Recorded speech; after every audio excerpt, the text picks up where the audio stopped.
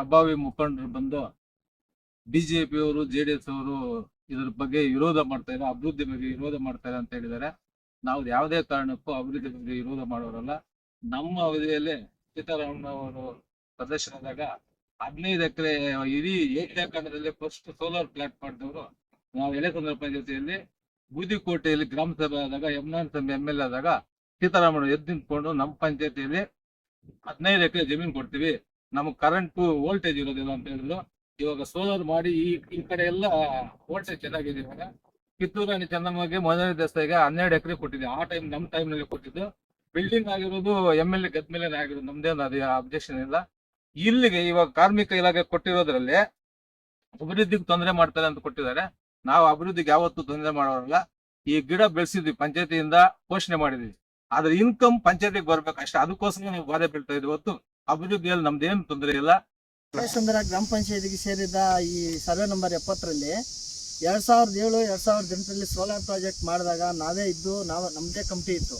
ಆವಾಗ ಕೂಡ ನಾವು ಸೋಲಾರ್ ಪ್ರಾಜೆಕ್ಟ್ ಜಾಗ ಕೊಟ್ಟಿದ್ದೀವಿ, ಅಭಿವೃದ್ಧಿ ಮಾಡ್ಬೇಕಂತ ಅಭಿವೃದ್ಧಿ ಮಾಡಿದ್ದಾರೆ ನಮ್ಮ MNSMನವರು. ಮತ್ತೆ ಮೊರಾರ್ಜಿ ದೇಸಾಯಿ ಸ್ಕೂಲು ಮತ್ತೆ ಕಿತ್ತೂರು ರಾಣಿ ಚೆನ್ನಮ್ಮ ಸ್ಕೂಲ್ಗೂ ನಮ್ಮ ಪೇಟೆಯಲ್ಲಿ ಕೊಟ್ಟಿರೋದು. ನಾವೇನು ಅಭಿವೃದ್ಧಿಗೆ ಅಡ್ಡ ಮಾಡೋರಲ್ಲ, ಅಭಿವೃದ್ಧಿ ಆಗ್ಬೇಕನ್ನೋದೇ ಎಲ್ಲರ ಆಸೆ ನಮ್ಗೆ.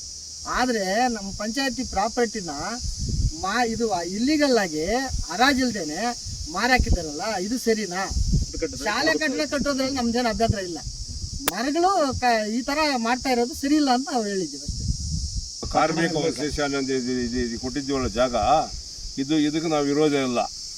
ಇದು ಕಾನೂನು ಪ್ರಕಾರ ಇದನ್ನು ಫಸ್ಟು ಮರಳಿಗೆ ನಂಬರ್ ಹಾಕಬೇಕು. ನಂಬರ್ ಹಾಕ್ಬಿಟ್ಟು ಸೋಷಲ್ ಫಾರೆಸ್ಟ್ಗೆ ಕಳಿಸ್ಬೇಕು. DFO ಇದಕ್ಕೆ ವ್ಯಾಲ್ಯೂಯೇಷನ್ ಕಟ್ಟಬೇಕು. ಆಮೇಲೆ ಪೇಪರ್ ಕೊಟ್ಟು ಆಕ್ಷನ್ ಮಾಡಬೇಕು, ಪಂಚಾಯತಿನಲ್ಲಿ ಆಕ್ಷನ್ ಮಾಡಬೇಕು. ಅದರಿಂದ ಇವರು ಇಲ್ಲಿಗೆ ಮರಗಳು ಕಟ್ ಮಾಡಿರೋದಕ್ಕೆ ನಮ್ಮ ವಿರೋಧ ಇದೆ. ಡೆವಲಪ್ಮೆಂಟ್ಗೆ ನಮ್ಮ ವಿರೋಧ ಇಲ್ಲ.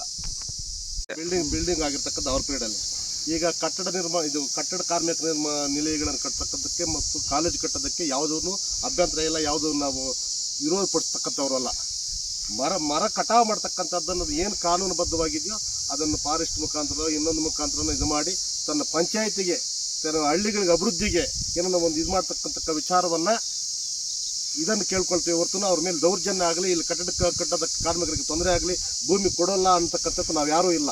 ಅದಕ್ಕೆ ನಾವು ಅಭಿವೃದ್ಧಿ ವಿಚಾರದಲ್ಲಿ ಯಾರ್ದು ತೊಂದರೆನೂ ಇಲ್ಲ.